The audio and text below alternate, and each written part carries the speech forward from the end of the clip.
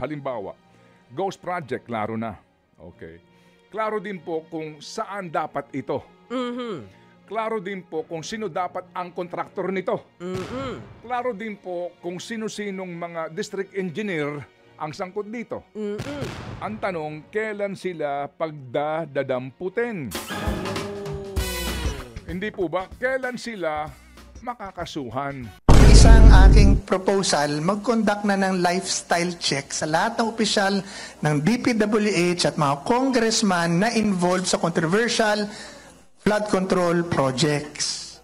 Ang dating tanggapan ni Belhica na Presidential Anti-Corruption Commission o PACC, isa sa mga unang binuwag ng Marcos Jr. government sa ilalim ng Executive Order No. 1. Pasumpinan nila lang Congressman Salen at DPWH Salen para makikita na natin kung gaano ba talaga ang in-increase ng yaman or dinikrease ng yaman ng bawat isa.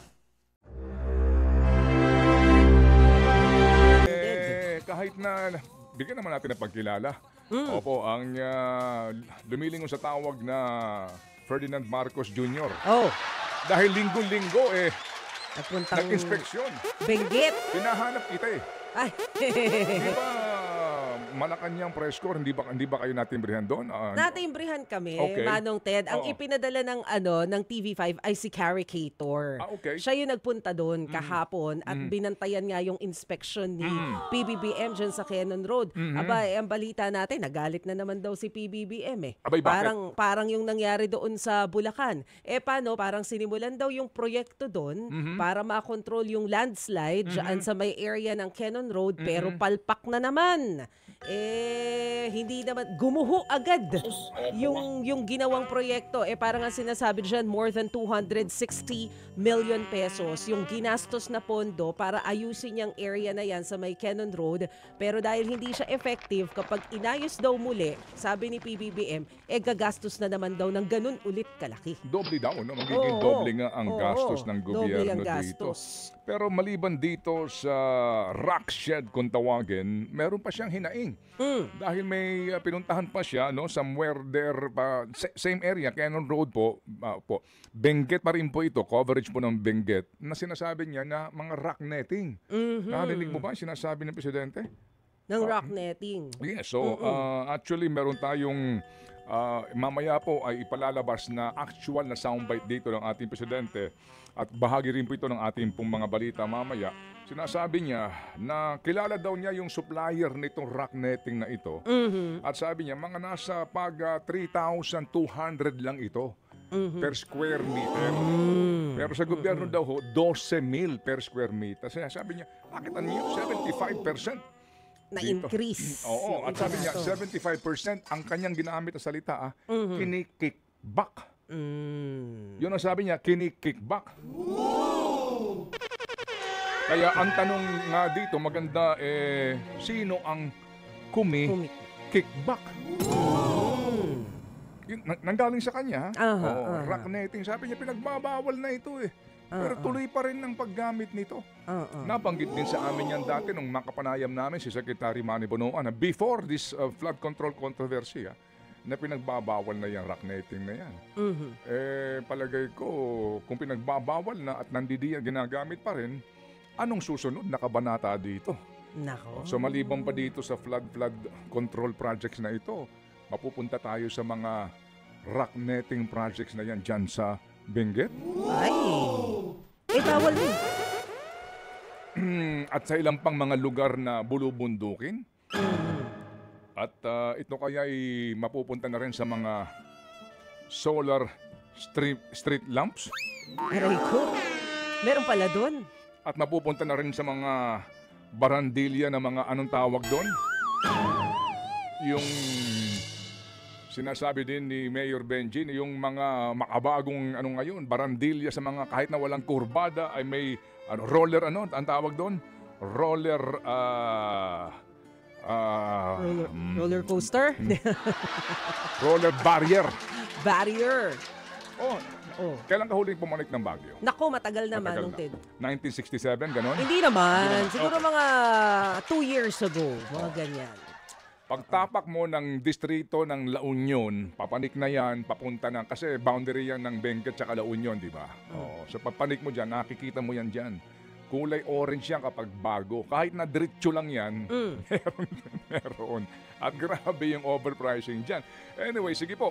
So, tingnan natin kung paano po ang magiging direksyon nitong ginagawa ngayon ng Presidente ng pag-iinspeksyon sa mga proyekto po ng DPWH. Kaya lang Manong Ted, more than 9,800 yan.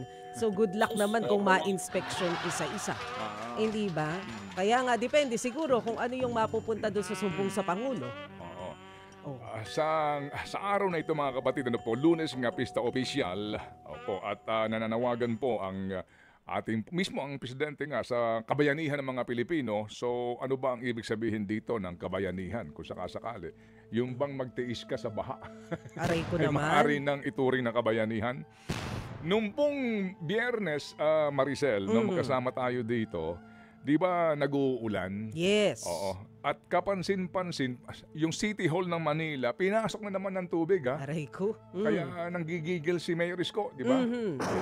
Oo. At dito, yung Shaw Boulevard, ang taas na naman ng tubig, inaabot ko pa. Na naman. Opo. At may mga lugar din, ito, hindi pa ganon kalakas at katagal ang ulan, ha? Nako. Tama? Saglit pa Friday, lang. oo. Si Seth nga dito, sinasabi niya na mukhang buong araw uulan. Sabi ko, hindi, mamayang hapon na araw. Tama, umaraw, di ba? Umaraw nga. Gumanda ang panahon. The following day, gumanda-ganda panahon. Pero kahapon, nag-uulan na naman. Sa Mandaluyong din, binaha. At ilang parte rin Quezon City, and of course, Manila. No? So, isipin nga natin, ano ba itong, di ba, sa laki ng perang nilalaan nga dito, bakit sa Metro Manila mismo, kaunting ulan lang. Hindi pa nga buong araw nag-uulan, ganito na ho kaagad ang bilis ng baha. Mabilis daw humuhupa. Siguro depende kung nasaan kang lugar. Baka. Kaso, di ba ang sinasabi nila, nasa 170 pumping stations na daw yung ginagawa natin? Pinakamalaki dito sa Metro Manila. Parang hindi siya nagiging effective dahil dun sa dami daw ng basura. Basura ulit yung nasisisi, Manong Ted. Oo nga, no? Napaka-convenient niyan. At saka yung sinasabi na dapat magtulungan tayong lahat dito. Hindi lang ito problema ng gobyerno. Ay, oo naman. Ay, oo naman. Nakailan na po tayong sabi, no, na in the end, mga kapatid, kapag po hindi nakipagtulungan yung mga matitigas ang ulo, sino ba ang sasawata sa kanila? Gobyerno pa rin, hindi ba? Kapag hindi ho tama ang gawi sa pagtatapon ng basura. Anyway, ito po lamang ang simula po ng ating diskusyon kasi nga mamaya may mga panayan pa rin po tayo at sa ngayon nga as we all observe, no, nakatuon ang pansin natin dito po sa mga flood control projects na ito at ilang pang proyekto ng DPWH. Kaya dito ho ngayon ang ating focus. Kaya nga, timely din po yung katanungan natin nung Friday, ano na nangyari doon sa pagsisid sa mga sinasabing posibleng labi ng biktima nito pong pag-salvage at pagpatay sa mga sabungero. Sabungero. Wala na hong balita, nakakalimutan na sapawan. So, mga kapatid, ito hong issue ito ngayon, dito tayo nakafocus. Pag may ilang pang issue na maaaring sabihin natin na masyado pong sensational, baka na naman po lumubay tayo dito. Pero bago po tayo lumubay nga sana dito, Sel, baka lang ho natin pwedeng matanong sa kinauukulan, although ngayon holiday, baka sila po natutulog pa o nakabakasyon pa ang iba. Bakit sa ngayon na meron ng klaro, Maricel, meron na ano bang mga klarong facts? Bulacan, First District, no? Ito pong sinasabi na discover ng presidente, di ba? Ghost Project. Yes. Tama? Yes. Si Senator Lacson, nagsabi na rin. Ito lang po, halimbawa, Ghost Project, klaro na. Okay. Klaro din po kung saan dapat ito. Klaro din po kung sino dapat ang kontraktor nito. Klaro din po kung sino-sinong mga district engineer ang sangkot dito. Ang tanong, kailan sila pagdadamputin? Hindi po ba? Kailan sila makakasuhan? Sa tagal ng due process sa bansang ito, kailan magsisimula? Maghihintay pa ba tayo dito? Damputin na yan. Ihintayin pa ba natin na dumaan ito sa congressional investigation o dito po sa mataas na kapulungan ng investigasyon, kailan? Ang tagal nun. Hindi ba? Pagka idinaan pa natin ng mga congressional hearing. Nako naman. So, siguro naman makatwiran lang na magtanong tayo, sige, kung tukuyin, mismo na presidente nagsasabi, pinuntahan niya, wala. Tama. Iba nga ang biro-biro ngayon, Direk eh. Dati-rati, ang biro-biro, nung ating kapanahunan, di ba? Oo. Konting bato, konting semento, monumento. Oh. Ngayon, di ba? Kapranggot na bato, kapranggot na semento, bilyonaryo. Sana all. Di ba? Iba na biro-biro ngayon eh. Ay, oo, iba. Dati-rati, di ba? Antula, konting bato, konting semento, monumento. Ngayon, di ba? Kakapranggot na bato, kakaunting semento, bilyonaryo. Sosyal.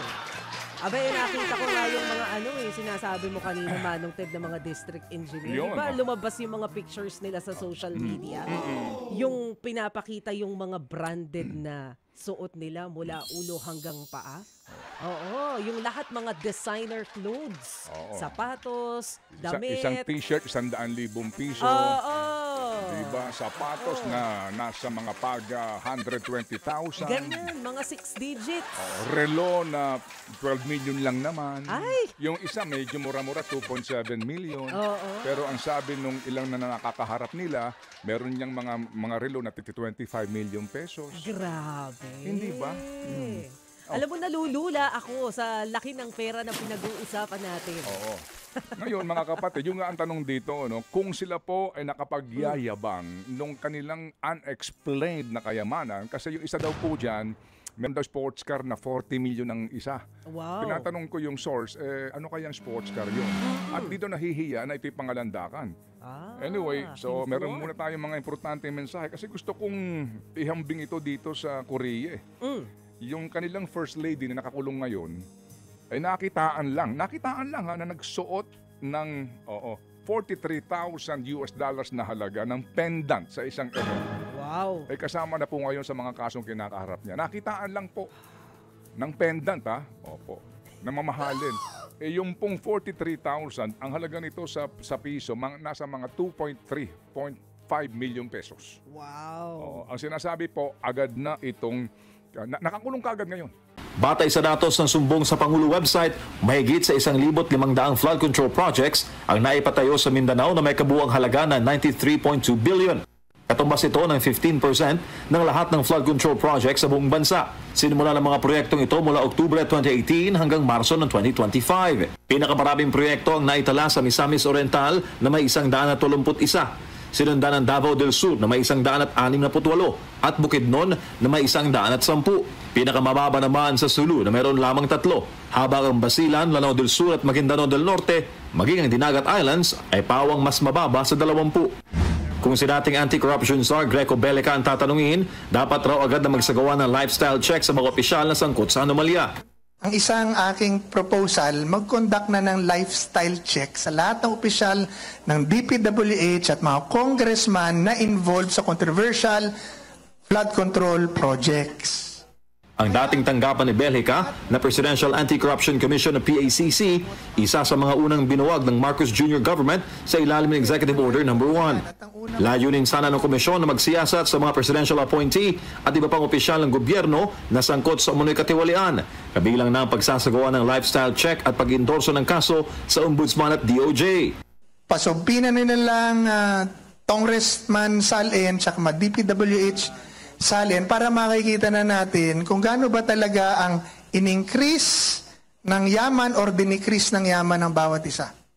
Sa kabuuan, ang PACC ang nagsilbing espesyal na mekanismo ni former President Duterte laban sa korupsyon. Ngunit hindi itong nagtagal matapos ang kanyang termino.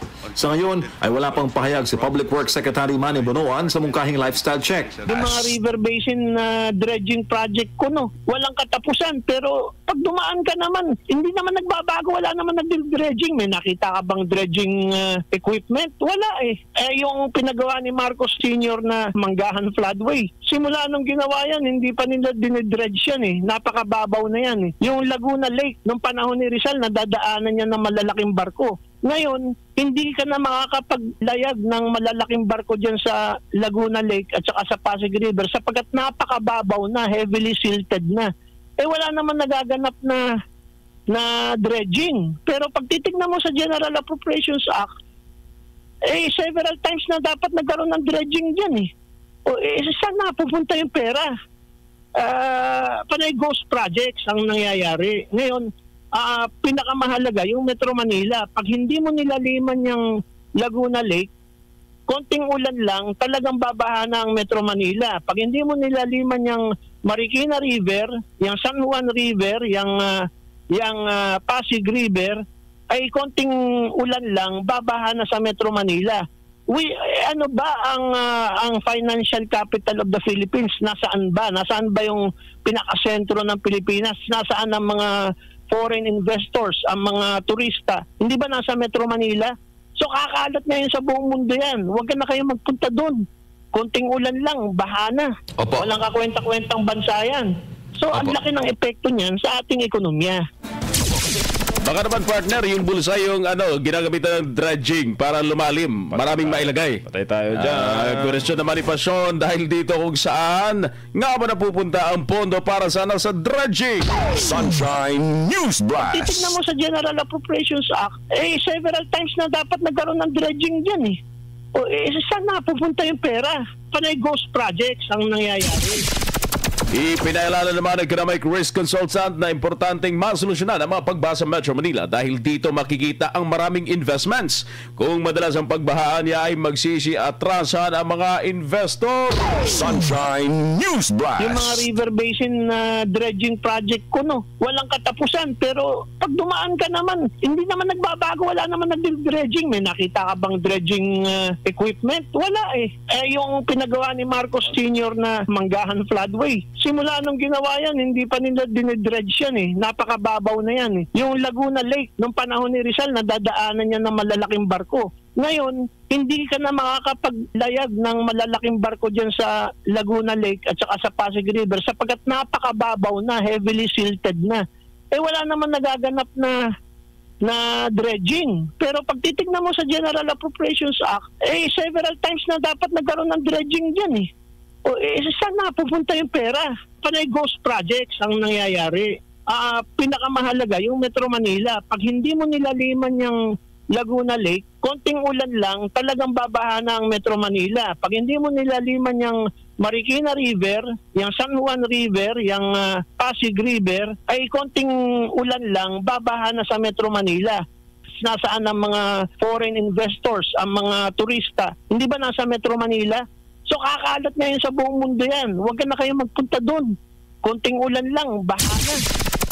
Yan ang dinig ng Economic Risk Consultant na si Professor Mari Pasion sa panayam ng SMNI News. Sa ibang balita, pinagloloko ng gobyerno ang kapwa Pilipino. Ito ang komento ng Economic Risk Consultant na si Professor Mario Pasion sa panayam po ng SMNI News laban sa sinasabi ng ibang analyst na hindi makaka-apekto sa economic growth ang talamak na korupsyon sa bansa. Sunshine News Blast. Kailan ba tayo umunlad? Hindi naman tayo umunlad. Palubog tayo ng palubog. Paatras tayo. Tayo ang bansa na paatras. Hindi tayo umunlad. Dati may mga industries tayo eh. Meron tayong 11 major industrial projects ni Marcos. Anong ginawa nila? Pinatay nila. Kaya yung mga bobong ekonomista na nagsasabi na walang epekto ito sa ekonomiya, mga bobo kayo. Tingnan niyo yung growth rate natin. Nagta-translate ba yan? Nararamdaman ba yan ni Juan de la Cruz? Yung GDP tsaka GNP? Pinagloloko lang natin yung sarili natin eh. Kaugnay naman sa issue ng mga anomalyang flood control projects, hindi sang-ayon si Pasyon dahil na imbestigan nilang dito ang mga opisyal ng DPWH o kaya ang mga mambabatas na posibleng sangkot sa issue. Sunshine News Blast. Bakit ililimit lang sa flood control? Dyan lang sa mga, halimbawa sa Committee on Appropriations ng House. I-lifestyle check lahat yan. Committee on Finance ng Senado. I-lifestyle check lahat yan. Yung mga nandiyan sa DPWH, Bakit magko-concentrate lang tayo sa flood control? Nandyan lang ba ang problema ng bansa? That is just an entertainment na nililigaw yung utak ng tao. Flood control lang ang problema natin. Wala na tayong ibang problema. Hindi po totoo yan. Laganap po ang corruption. Hindi lang sa flood control. Samantala, sinabi naman ni Pasyon na kaya hindi umuunlad ang Pilipinas dahil mistulang mas pinapaboran pa sa kasalukuyan ng mga tao na gumagawa ng anomalya kumpara sa mga individual na matino. Sunshine News Blast. Bakit ililimit lang sa flood control? Dyan lang sa mga, halimbawa sa Committee on Appropriations ng House. I-lifestyle check lahat yan. Committee on Finance ng Senado. I-lifestyle check lahat yan. Yung mga nandiyan sa DPWH. Bakit magko-concentrate lang tayo sa flood control? Nandyan lang ba ang problema ng bansa? That is just an entertainment na nililigaw yung utak ng tao. Flood control lang ang problema natin. Wala na tayong ibang problema. Hindi po totoo yan. Laganap po ang corruption. Hindi lang sa flood control. Diyan sa education, sa healthcare. Nakita mo naman yung healthcare natin, bulok na bulok eh. Pag nagkasakit yun, mahirap, mamamatay eh. Walang pambili ng gamot eh. Ang laki nung ninakaw sa PhilHealth, meron ba nakulong? Ilang taon nang ninanakawan yung PhilHealth na yan at saka yung OWA, yung Overseas Workers Welfare Administration. Panahon pa ni Duque, nung panahon pa ni Gloria Arroyo, ninanakawan na yung OWA at saka yung iba pang mga ahensya ng gobyerno katulad ng PhilHealth. May nakukulong ba? It's just entertainment eh. Ililigaw yung tao ng bayan o isang araw, ganito yung issue, Pogo, susunod naman, flood control naman. Tapos wala naman nakukulong eh. Wala naman napaparusahan eh. Wala namang nakaw sa bayan na naibabalik sa bayan. Sumisigaw nga yung mga nagraralin, di ba? Nakaw na yaman, ibalik sa bayan. Meron ba naibalik sa bayan? Wala naman eh. In fact, dinadakila nga dito pagka gumawa ka ng masama, sinasaluduhan ka pa eh. Pero pagka ikay gumawa ng mabuti, ide-demonize ka. Baligtad itong bansang ito. Yung mga demonyo, sinasaluduhan. Tapos yung mga mababait, sila yung saluduhan. Baligtad itong bansang ito. Yung mga demonyo, sinasaluduhan. Tapos yung mga mababait, sila yung pinaparusahan, niyuyurakan. Kaya paano uunlad itong bansang ito? Paano uunlad tayo kung ganyan ang sistema rito? Tapos aaliwin yung mga tao, dito muna tayo sa flood control, ito lang pag-usapan natin, wala nang iba. As if wala nang ibang corruption sa ibang spheres of government. Samantalang lahat yan, laganap ang corruption, hindi lang sa flood control. Yun na lang ang mga kalsada, yung mga sidewalk, every 3 months pinapalitan. Hindi ba obvious corruption yan? Samantala sa ibang bansa, ang daming bansa ako nang pinuntahan eh. Isang beses lang gagawin yung kalsada. Panghabang buhay na yan eh. Wala nang repair eh.